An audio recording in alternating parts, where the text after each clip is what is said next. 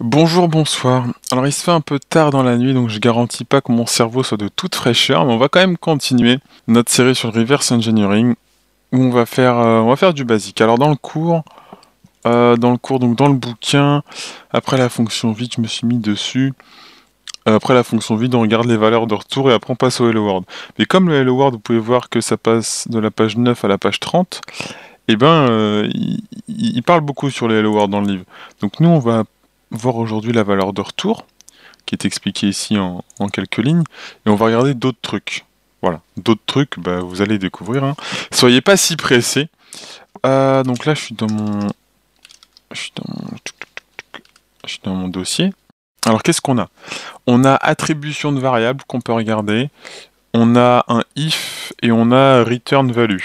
Alors, par exemple, si je fais cat return value.c, il y a quoi dedans? Ok, ça retourne ça. Donc là, si je fais un petit top dump mon return de mon return value. Et on va aller regarder un petit peu ce qu'il y a dans cette fonction main pour voir quel est le code d'un return. Alors 07D, donc on return 125. Donc est-ce que 7D 7 x 16 112 c'est 42, ouais 112.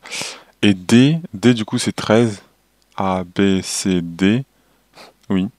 Donc on a bien, oui, c'est bien 125. Donc c'est bien notre valeur de retour. Alors, on a toujours notre pêche RBP, RSP, RBP. Alors attendez. Les registres. Ah ah ah. Donc RBP, RSP. Donc RBP c'est le pointeur de base, RSP c'est le pointeur de pile. Ok. Ça nous avance pas trop.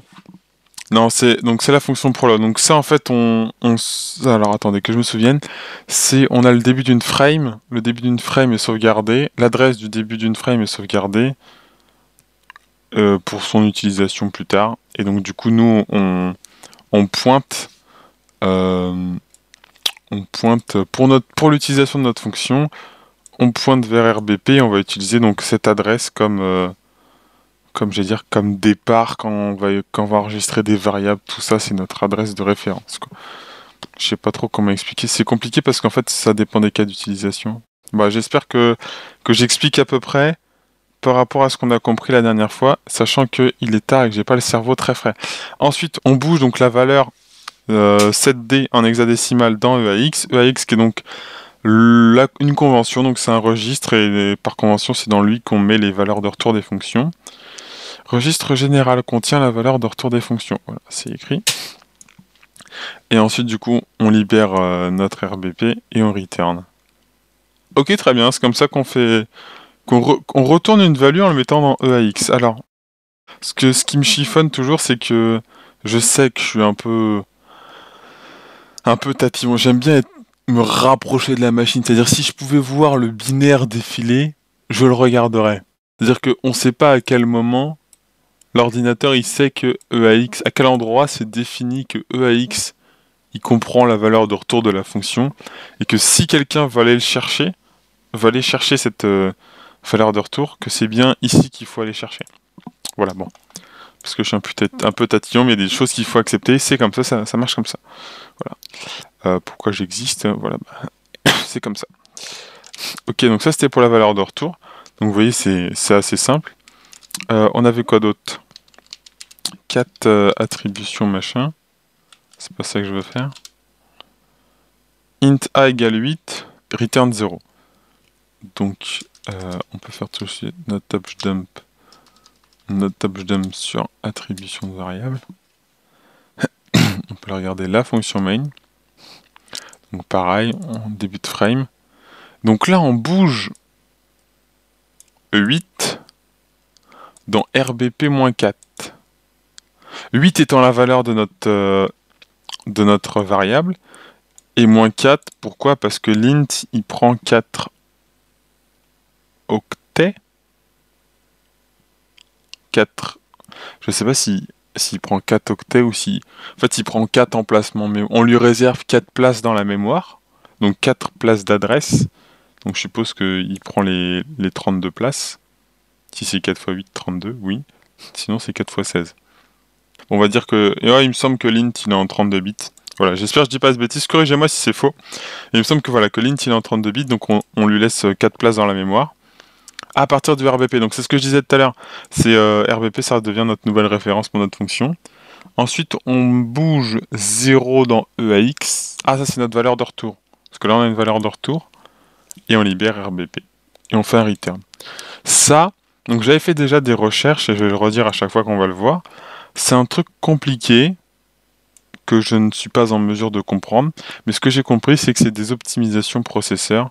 Des optimisations que la machine a fait voilà, à la fin. Je ne saurais dire à quoi cela correspond. On le saura quand on sera un peu plus... Voilà, ça c'est le niveau expert qui est sous nos yeux, vous voyez.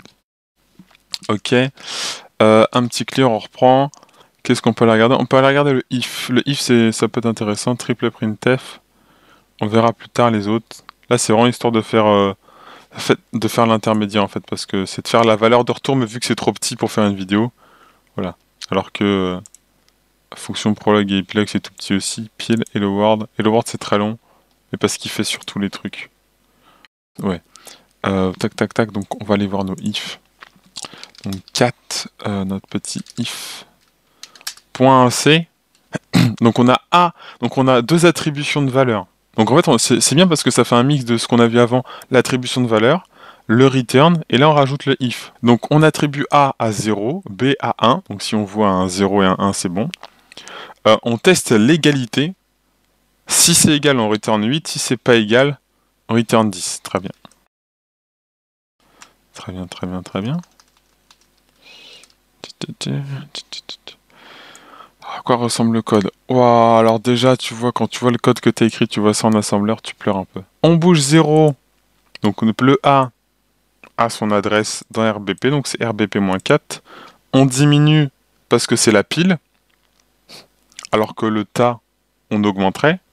Il me semble que c'est ça. La pile, on diminue, le tas, on augmente. Ensuite, on met notre deuxième variable A-8, parce que ça reprend 4 places de mémoire, 32 bits.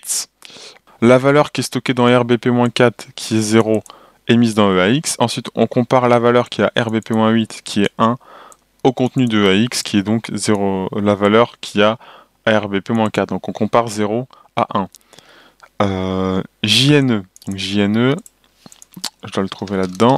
JNE, c'est branchement si inégal. Wait. JNEOP, non signé. Donc branchement si inégal. Donc si c'est pas égal, on va à l'adresse 1146, qui est celle-là.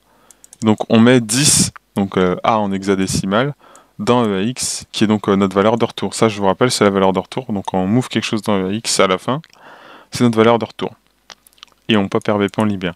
Mais sinon, si c'est pas égal, parce que je vous rappelle que JNE c'est inégal, donc si c'est égal, on va tout de suite après JNE, on move 8 dans notre EAX, qui est donc notre valeur de retour, et là on jump à l'adresse du dessous, donc on saute cette instruction-là, et on arrive à notre pop RBP. Et si on remonte au code, j'ai expliqué de manière extrêmement compliquée notre code qui est de si 0 égale 1, alors on print 8, si non, on print 10.